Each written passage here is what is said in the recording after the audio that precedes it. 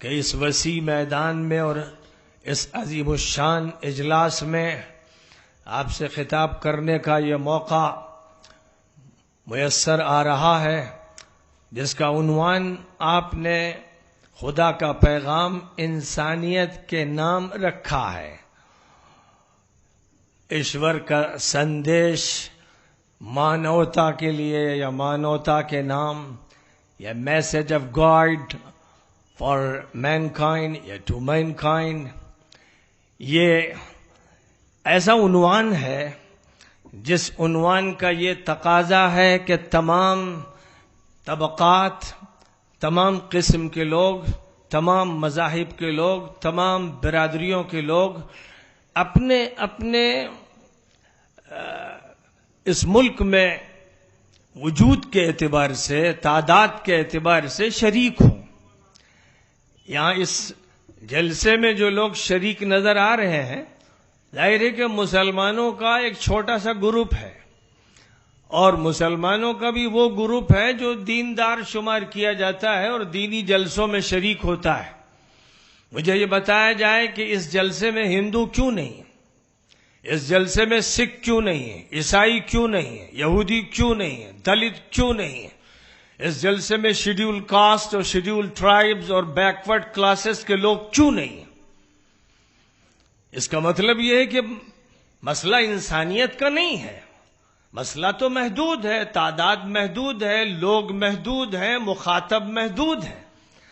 اگر یہ عنوان آپ نے رکھا تھا تو اس اورنگ آباد کی تمام برادریوں، تمام مذاہب اور تمام قسم کے لوگوں کی موجودگی ہونی چاہیے، اور جہاں موجودگی ہوتی وہیں جلسہ ہوتا۔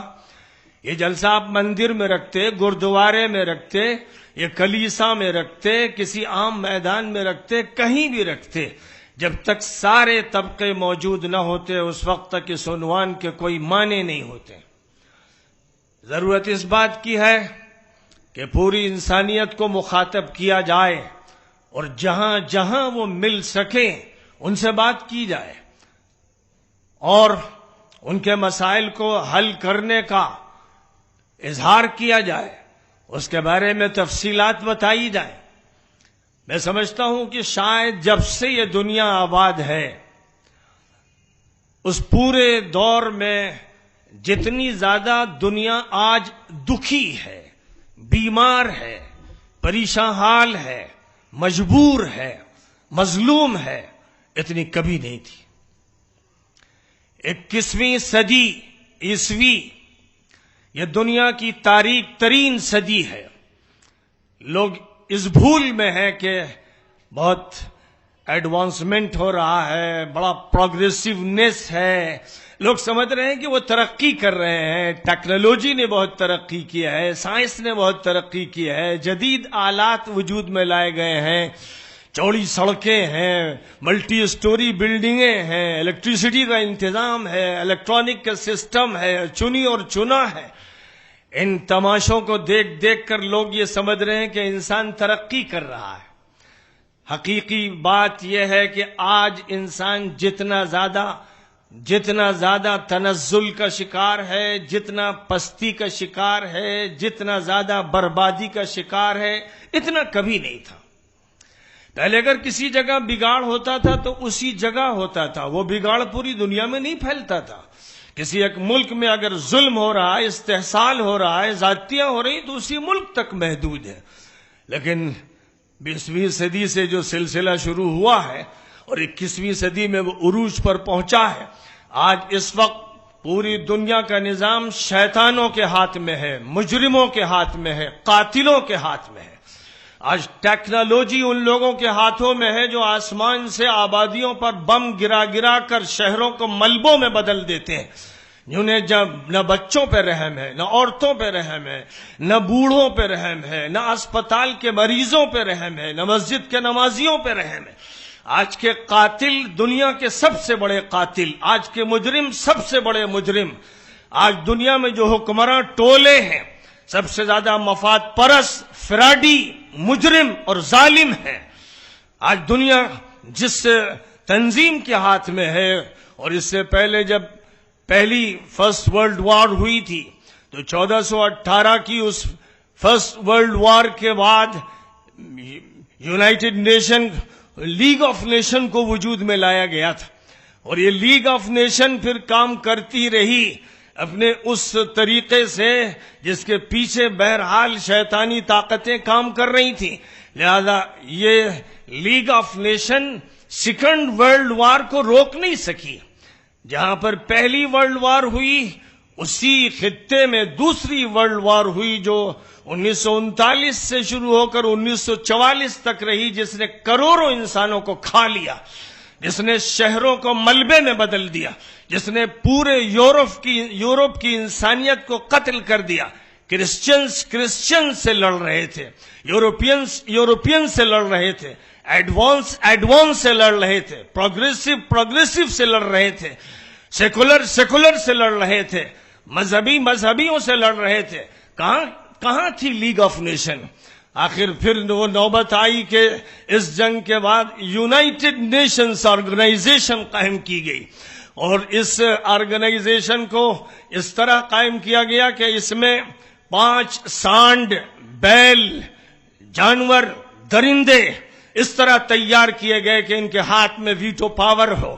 یہ انصاف نہ ہونے دیں، انصاف کہ اگر پیاسے ہوں فلسطین کے عوام تو یہ ان تک انصاف پہنچنے نہ دیں.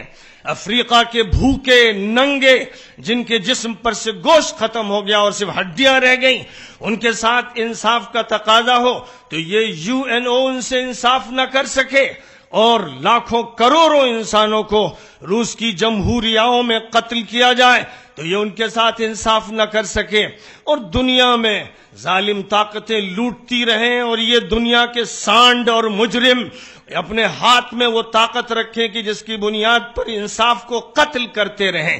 ان کی مرضی چلے، ان کی منشا چلے، ان کی دہشت گردی چلے، ان کی حیوانیت چلے، ان کی درندگی چلے. ان کو یہ طاقت دی گئی جس کا مظاہرہ آپ دیکھ رہے ہیں آج سیریا میں رشیا کی طرف سے جو بمباری کی جا رہی ہے. اس میں آپ ملبوں میں دبے ہوئے بچوں کو، عورتوں کو، بوڑھوں کو، اسپتال کے مریضوں کو جب چاہیے دیکھ لیجئے. آج الیکٹرانک میڈیا ان تصویروں کو پیش کر رہا ہے. یہ روس کے مجرم، قاتل، گندے، ناپاک، ابلیس انسان ہیں جنہوں نے سیریا کو جہنم بنا رکھا ہے. ظاہر ہے کہ وہاں کا حاکم بشار دنیا کا خبیث ترین اور مجرم ترین انسان ہے. وہ ایک ایسا ڈکٹیٹر ہے جس کی رگ رگ میں ابلیسیت ہے. وہ اپنے عوام پر بمباری کر کے شہروں کو ملبے میں اور برباد علاقوں میں تبدیل کر رہا ہے. اور 5 سال سے امریکہ یہ کہتا ہے کہ ریڈ لائن اگر پار ہو گئی اور کیمیکل ویپنز اختیار کیے گئے تو پھر اس حکومت کے خلاف کارروائی ہوگی. اور سینکڑوں مرتبہ کیمیکل ویپنز اختیار کر کے سینکڑوں ہزاروں انسانوں کا قتل عام ہو گیا، اور 10 لاکھ انسان 5 سال میں مار دیے گئے سیریا کی سرزمین پر. اور اس سے پہلے صدام حسین کے خلاف امریکہ اور برطانیہ نے جھوٹ بول کر بمباری کی وہ بارش کی جس کے نتیجے میں 15 لاکھ عراقی ختم ہوئے، بوڑھے، عورتیں، بچے، نسلیں تباہ ہو گئیں. اور پھر یہی وہ مجرم ہیں جنہوں نے ایک اسامہ پر الزام لگا کر پورے افغانستان کے 15 لاکھ انسانوں کو لاشوں میں تبدیل کر دیا، چتھڑوں میں تبدیل کر دیا. ظاہر ہے کہ دنیا میں یہ کبھی نہیں ہوا تھا. دنیا میں سکندر کی حکومت رہی ہو، یا دنیا میں اشوک کا دور رہا ہو، یا دنیا میں کسی بھی بڑی سے بڑی طاقت کا دور رہا ہو، اگر کہیں انصاف ہوا تو کہیں نا انصافی بھی ہوئی، لیکن ایک محدود دائرے میں. یہاں تک کہ وہ تاتاری جنہوں نے حملے کیے تھے خراسان پر، ایران پر، بغداد پر، انہوں نے بھی لاکھوں انسان مارے تھے. لیکن ایک مرتبہ یہ حملہ ہوا اور اس کے بعد پھر وہ حملہ ہمیشہ کے لیے رک گیا، اور دنیا نے یہ دیکھا کہ وہی تاتاری جنہوں نے مسلمانوں پر حملے کیے تھے اسلام کی گود میں گر گئے اور اسلام کے محافظ بن گئے. علامہ اقبال نے کہا تھا کہ ہے آیا یورش تاتار کے افسانے سے، پاسباں مل گئے کعبے کو صنم خانے سے.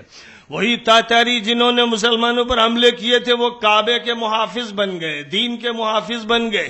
انہوں نے جب حقیقت کا ادراک کیا اور ان کی درندگی کو سکون ملا تو اس کے بعد پھر وہ انسانیت کو پہچاننے کے قابل بن گئے، اور انہوں نے پھر اس دین سلامتی کو، اس دین شانتی کو قبول کرنے میں عافیت سمجھی۔